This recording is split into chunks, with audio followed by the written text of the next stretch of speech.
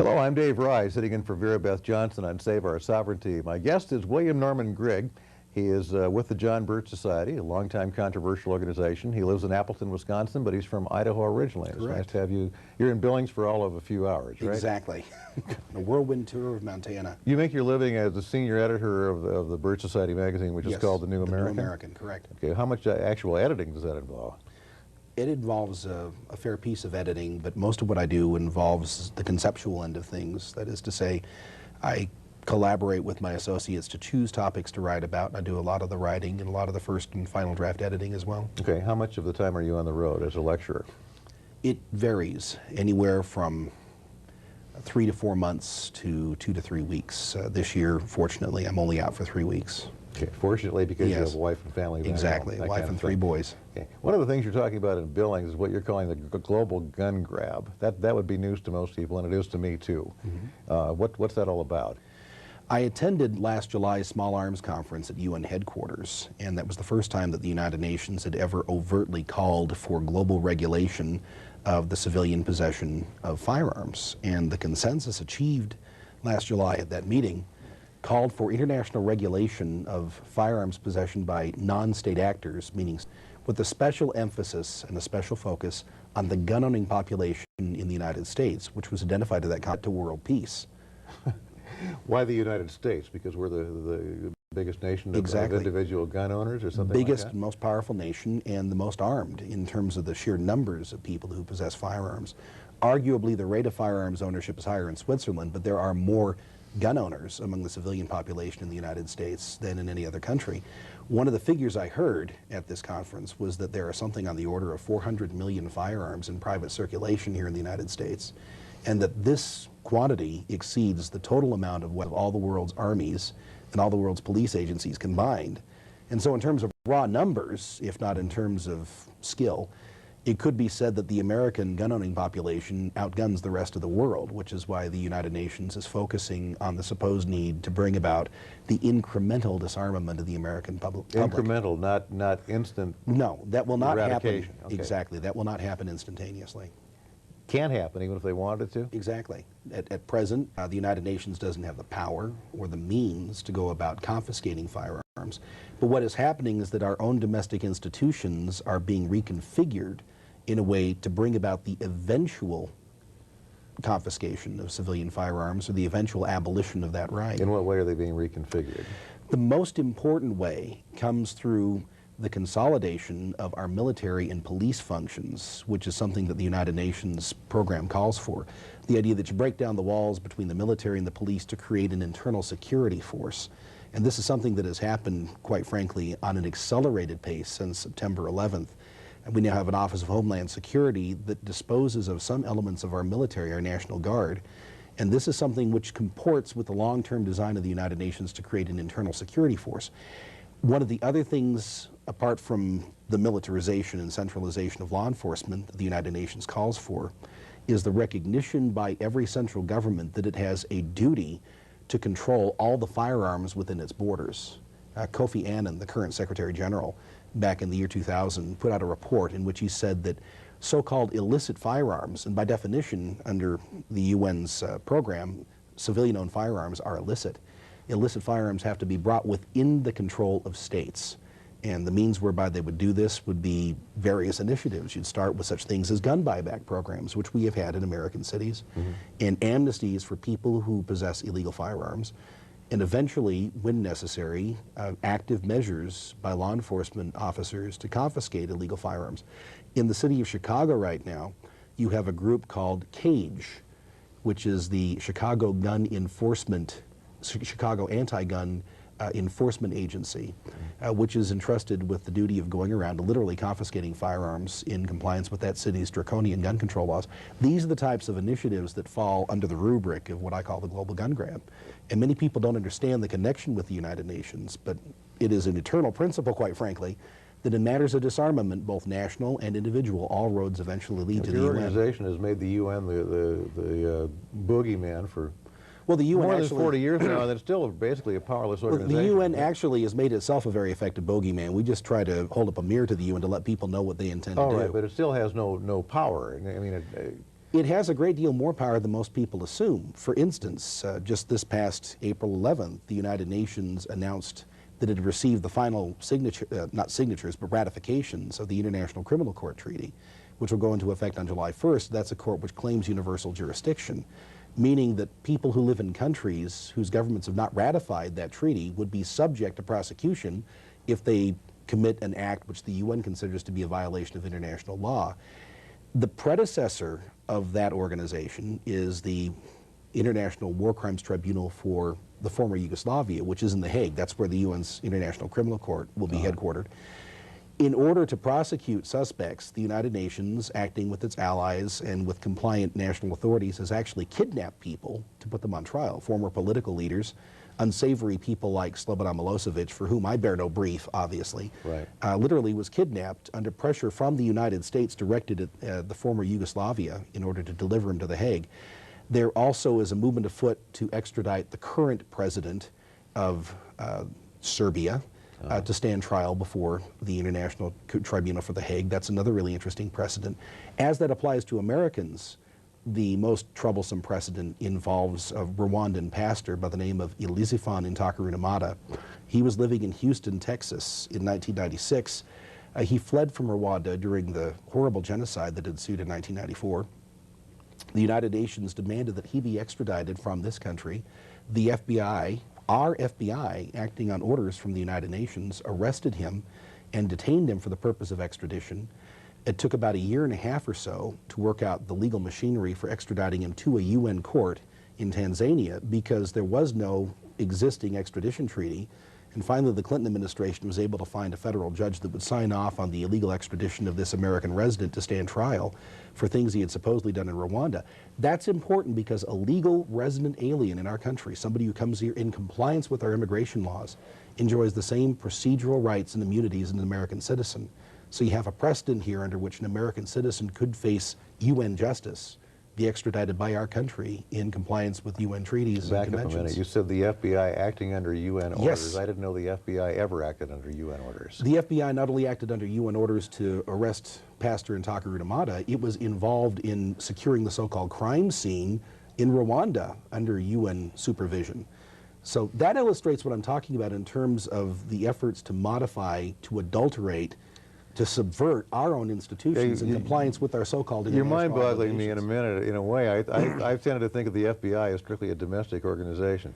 You know, it doesn't go overseas. Assumed, I mean, if there's something happening overseas, that would be the CIA's responsibility. Yeah, it's right? assumed a much higher profile in matters of international organized crime since 1994. On July 4th of 1994, former FBI Director Louis Freeh went to Moscow to sign an agreement with the Federal Security Service, the FSB, in Russia, under which the United States FBI would plant an office in Moscow and send agents throughout the countryside. And the FSB, which is the renamed KGB, would send officers to the United States to train at Quantico, Virginia, at the FBI's academy. And since that time, the FBI has opened offices in Hungary and in Beijing and elsewhere in the world.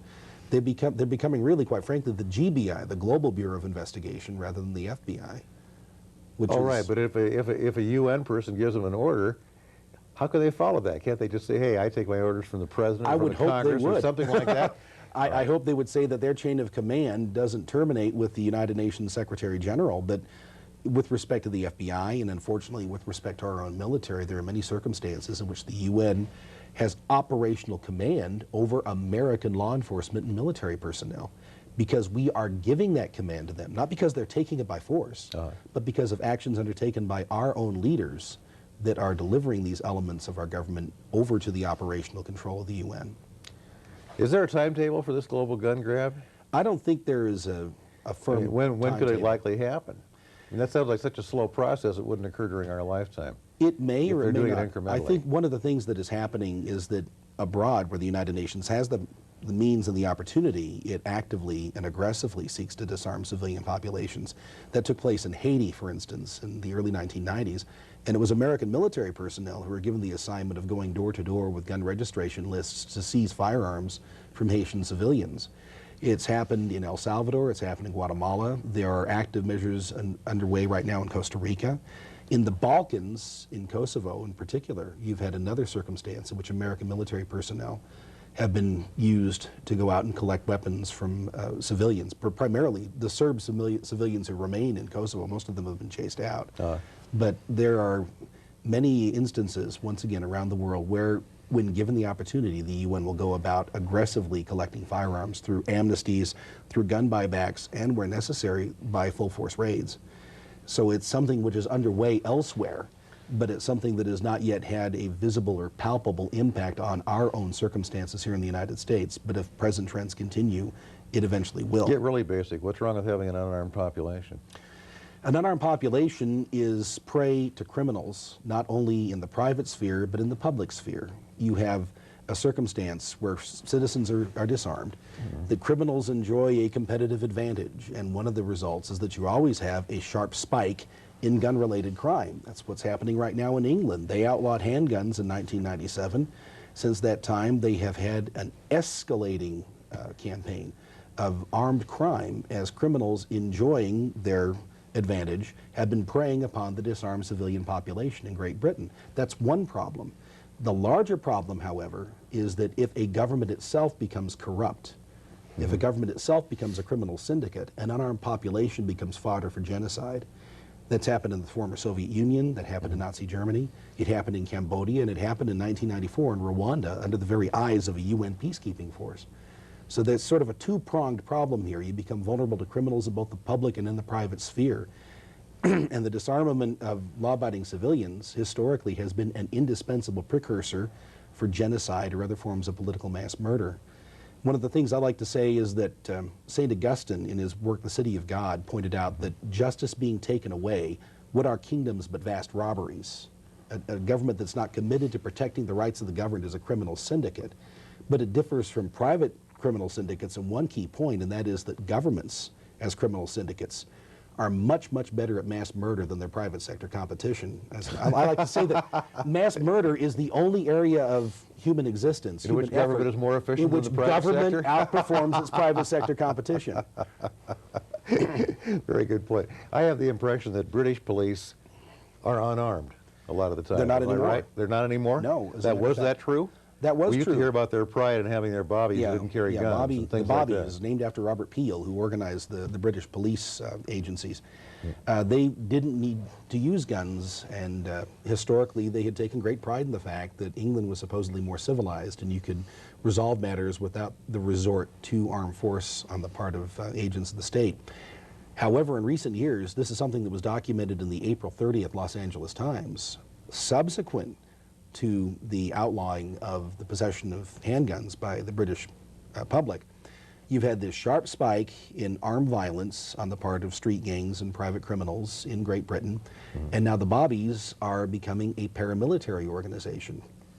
They're using high caliber weapons, they're wearing body armor, they're using APCs, they're becoming militarized, and that's a predictable coefficient of civilian disarmament. Alexander Hamilton, in the 29th Federalist paper, pointed out that the only real alternative to having a standing army of occupation in order to maintain public order is an armed civilian population. And it's much more desirable because not only does it have the effect of deterring crime, it has the effect of deterring criminal ambitions on the part of corrupt government officials. So that's really the set of alternatives we have. We can have an armed population, an armed civilian population, law-abiding, conscientious people, or eventually we can have a police state. And in Great Britain and a couple of other places in Europe that historically have not had as much violent crime as we're finding that they're getting the worst of both worlds. A high rate of violent crime and also the militarization of their police. Obviously you're alarmed by what you see as the trend toward global gun grabbing, something like that. But, very much so. Is there anything being done by the U.S. government to counter it right now or worry about it? Last July. Do you have any allies in official positions? I guess I'll put it that way. Or as I have sources in official positions. As is usually the case, is your organization standing out all by itself, sounding the alarm, and no one's paying any heed? We do have our allies. We have allies in the form of other organizations who share our concerns about the UN and what it represents. The John Birch Society has taken the point on the UN issue for over 40 years, and for a period of time, in the late 70s and early 1980s, up until about 1991, we were the only people talking about the fact that the UN represented, in principle, a threat to our sovereignty.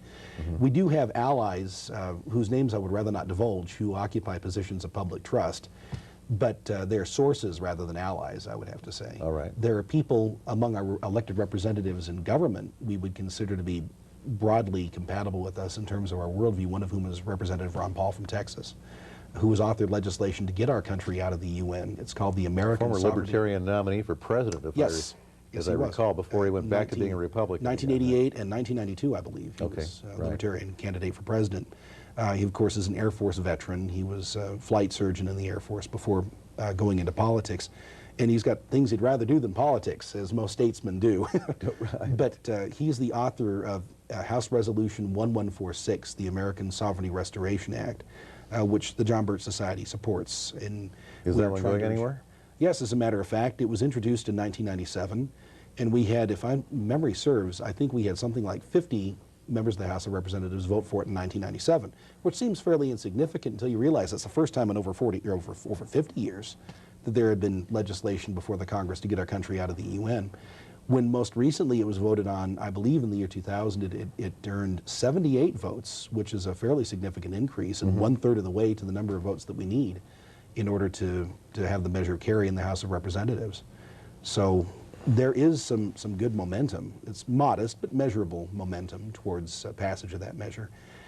But with respect to what the Bush administration is doing regarding the UN global gun grab, at July's Small Arms Conference at UN headquarters, a State Department official by the name of John Bolton sort of took a lot of heat from the others gathered there because he gave a speech in which he said that the U.S. government would not support any program of action coming out of that conference which had a doctrinaire rejection of the idea that non-state actors or civilians could possess firearms. And the specific reference that Mr. Bolton made was to opposition groups abroad who might be fighting against tyrannical governments. That was useful as far as it went.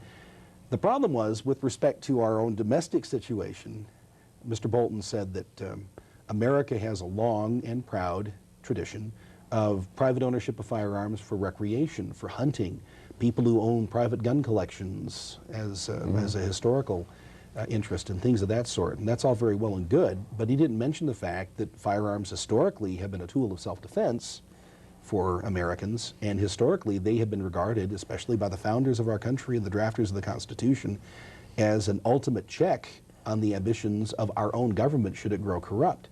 He didn't talk about that. And ultimately the Bush administration joined the global consensus on behalf of the UN's program of action, which envisions an ultimate abolition of the right, universally, of the right of individuals. Well, there's a time I think there's a universal desire for abolition of unwarranted violence. Certainly. Don't you think? I would I agree with that. don't just mean Columbine. I mean the incident in Germany that happened in the past yes, week just and a a half couple or of so. weeks ago today, I think. Right. Okay. You know, all those cases of private gun owners running amok. And at times like those, there's a certain appeal to wanting to rid the world of all firearms. But nobody's talking about ridding the world of firearms. They're talking about government officials having a monopoly on firearms. When talking with an opponent of civilian possession of firearms, I will generally say something like this. You want to do away with all the guns, right? I'll say, certainly, the world would be a better place if we did away with all the guns. And I will say, if guns are done away with, how will you collect taxes? And they'll say, well, I suppose some people should still have guns. To which I will respond, you want to put exclusively in the hands of the most dangerous people in any given society the right to use firearms. Wait, with the most dangerous people being government officials? Being government officials. If you take a look, once again, at the sorry annals of 20th century political mass murder, once again, while private crime committed by irresponsible and criminally minded private citizens is a horrible scourge, it is dwarfed into insignificance by the violence committed by corrupt governments. There's a study, it's a dismal and horrifying study, but a very valuable one nonetheless, that was compiled by Professor R.J. Rummel of the University of Hawaii. He's a political science professor, and he teaches courses in the study of peace at the University of Hawaii. The study is entitled Death by Government. It was published in 1994. And what Professor Rummel had done was he studied all of the episodes of political mass murder of which we have record from the 20th century up until 1987.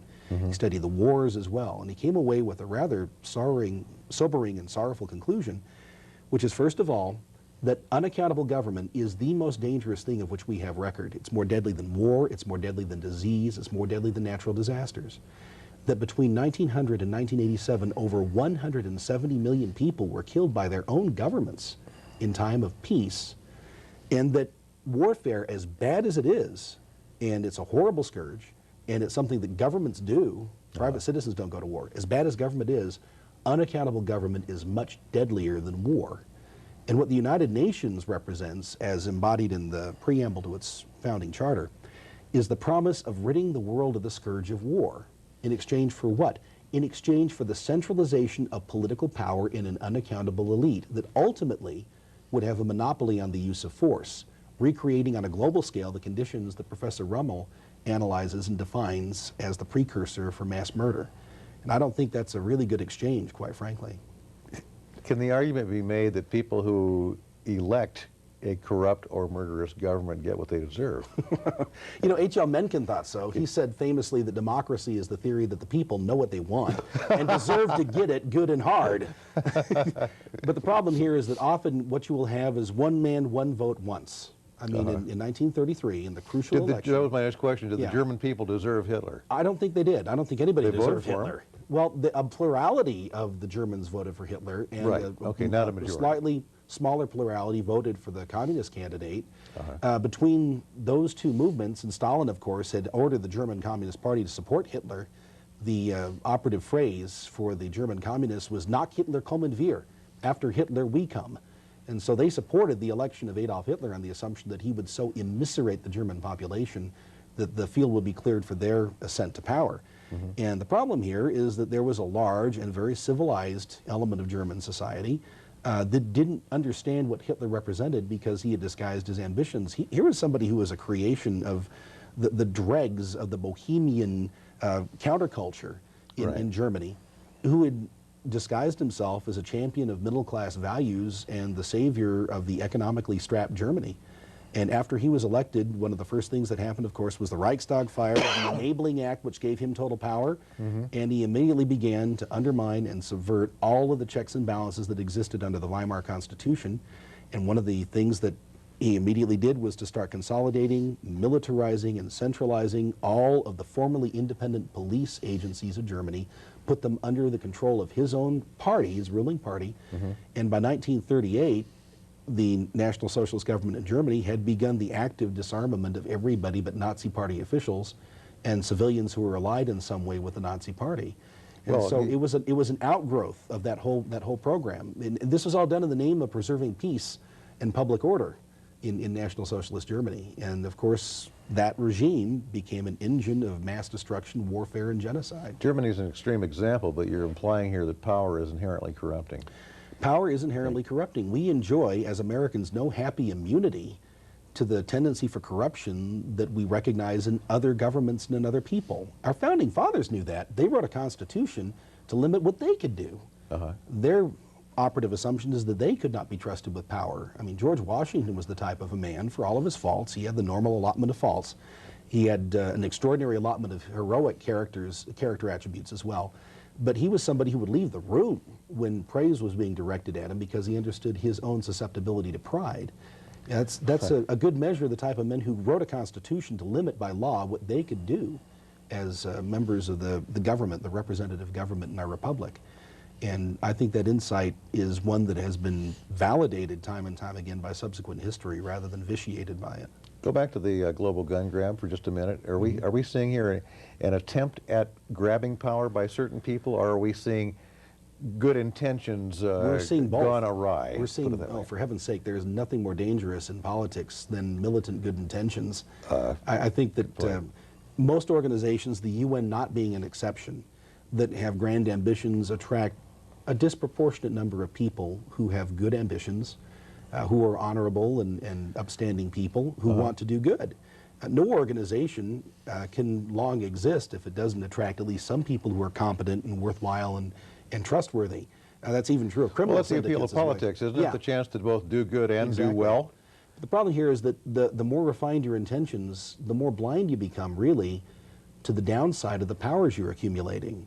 And a government which, operating on the assumption that it must be empowered to do good, can either become corrupted by the innate corruptibility of well-meaning people, or that machinery can be seized by people who are less inclined to do good. Until 1938, most of the measures used by Adolf Hitler to consolidate power were perfectly legal under the Weimar Constitution, which had been written with an unduly optimistic view of human nature. The people who wrote that Constitution and created that government didn't envision a possibility that within a few years they would be turning over the machinery of government to somebody who had a psychopathic nature and the intention to set the world in flames. But that's indeed what happened.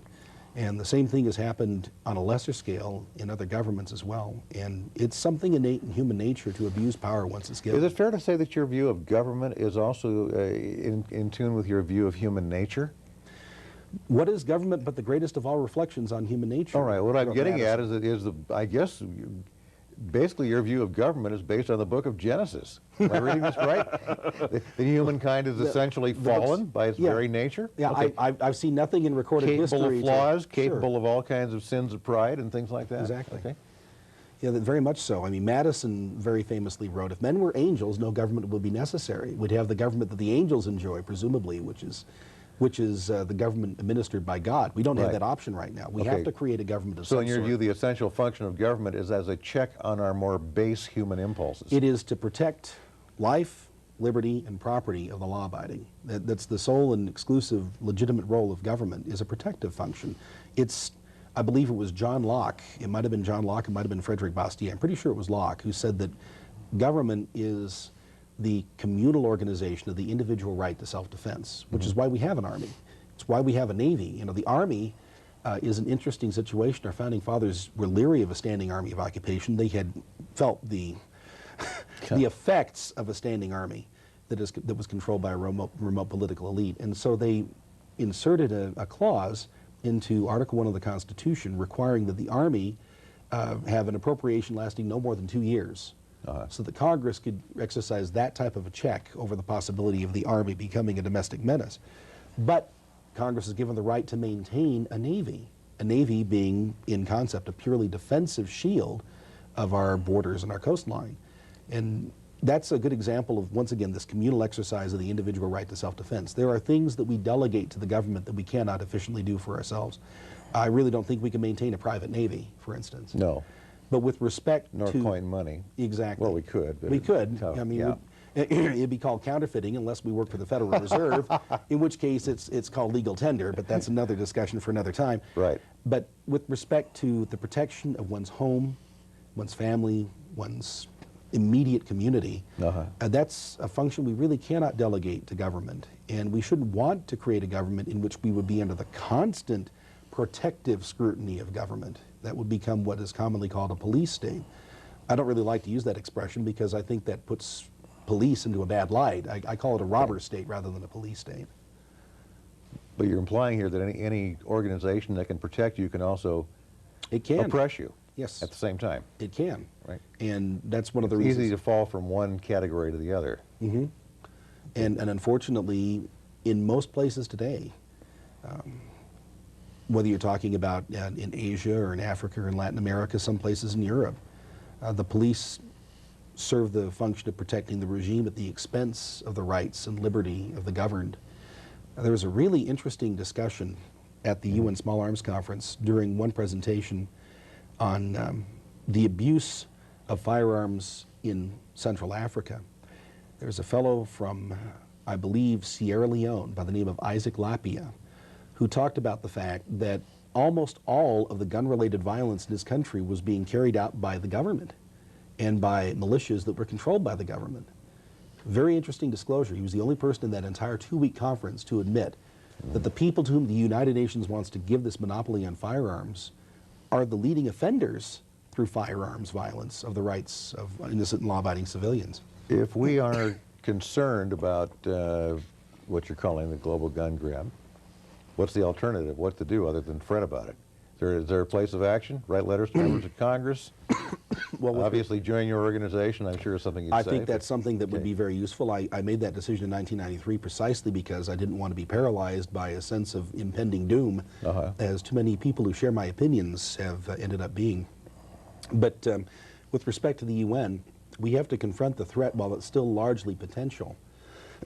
Our founding fathers, when they decided to withdraw from a globe-spanning empire, were fighting a war based on a claim of power, excuse me, that's okay, that had not yet fully matured. They were rejecting in principle the claim of the remote government of Great Britain to tax us without representation, to arraign Americans before foreign courts that were not recognized by our laws, to station their soldiers among us as peacekeepers. You have the same things happening right now with the United Nations. A few weeks ago in Monterrey, Mexico, the UN convened a summit for the purpose of discussing the possibility of the UN assuming the taxing function in order to maintain its peacekeeping function. In other words, the soldiers collected from the various nations of the world that belong to the UN who are deployed for the purpose of enforcing international law.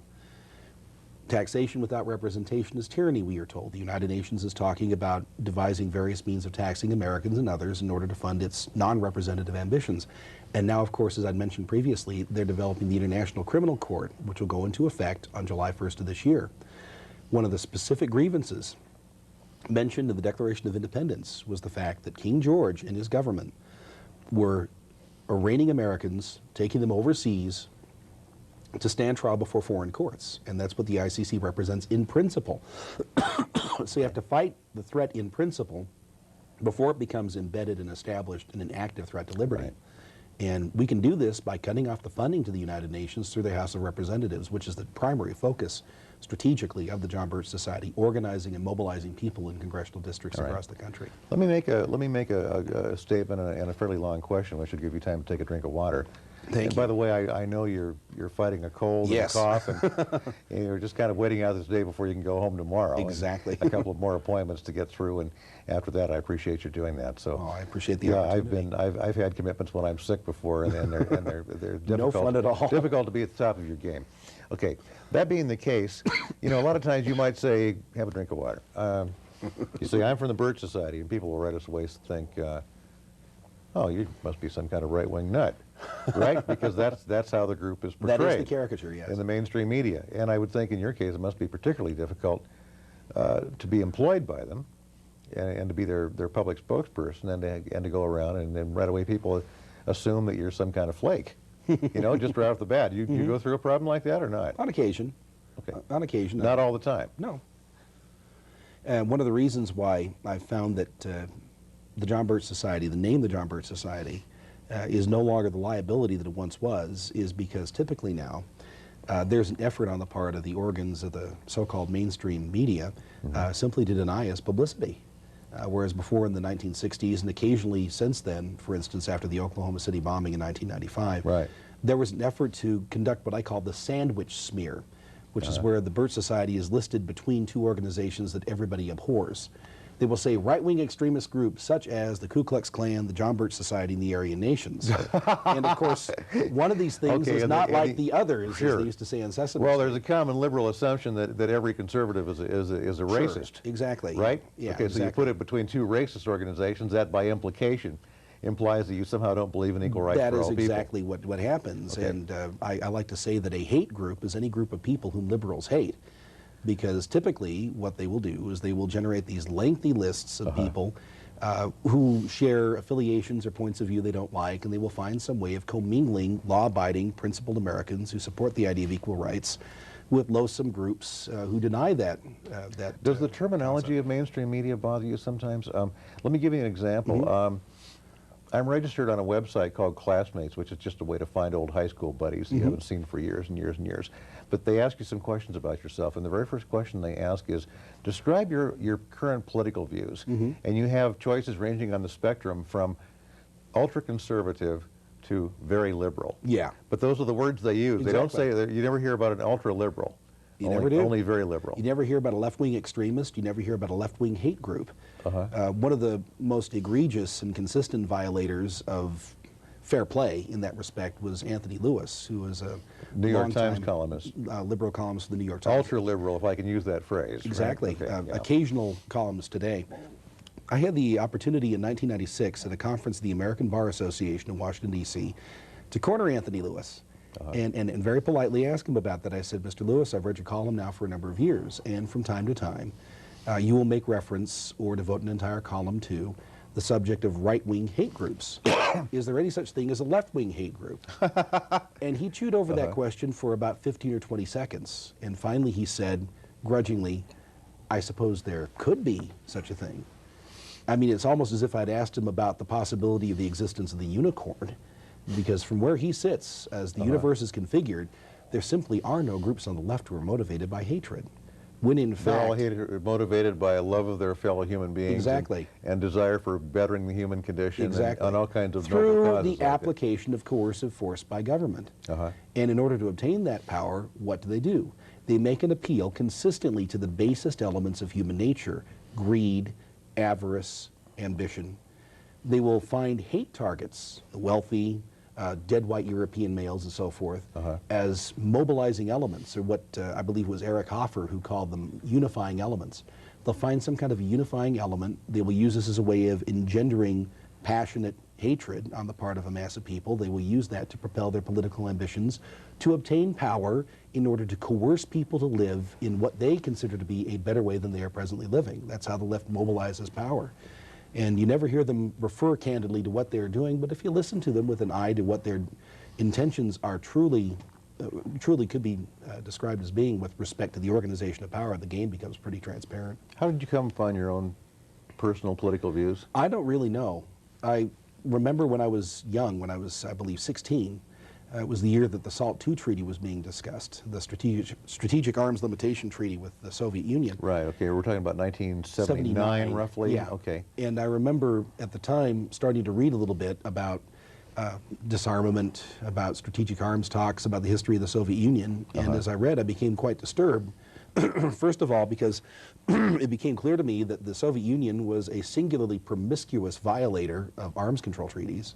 And so it seemed to be a bad idea to negotiate in good faith with people who were don't scruple over breaking treaties. Secondly, as I looked at the strategic estimates of the two respective sides as the agreement would define them, it seemed to me that we're putting ourselves at a disadvantage with the Soviet Union. Turns out that was an unduly pessimistic assumption, because the other thing I discovered at the time was true, which is that for some perverse reason, we insisted on subsidizing the military-industrial complex of the Soviet Union through aid and trade and various types of programs.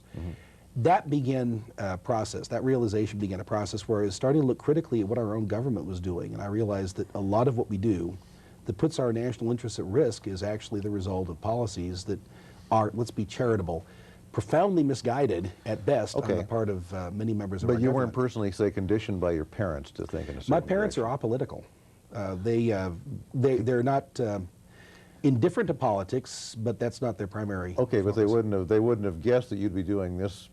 That you'd have been a senior editor of a very conservative publication. They're not surprised by it. As a matter of fact, by the time I was a junior in high school, I was telling them for whom to vote. But and they usually act on my advice. But among your peers, I mean, among your peers, especially in your age group, political liberalism is almost a given. You know, I mean, that's what you have to be part of the mainstream, part of the in crowd. I don't entirely agree with that. I think that people of my age group, which is to say people in their later to mid 30s, are people who have grown up in most circumstances, grown up respecting Ronald Reagan, who was labeled as a conservative. Maybe the people in my age group I'm talking about. Yeah. Which is late 50s. Yeah. You know, and we were always told liberal equals fair, balanced, just, kind, well-intentioned, and conservative equals reactionary, inhumane, you know, racist, you know, you name it. You blah, have this blah, blah. Manichaean dichotomy between the sons of light and the sons of darkness. Exactly. And the You know, liberals are the former. and sure. You know, conservatives are the princes of darkness. Exactly. I do, however, rebel at the notion that the political perspective that the organization represents, the John Birch Society, could be called conservative. We consider ourselves constitutionalists.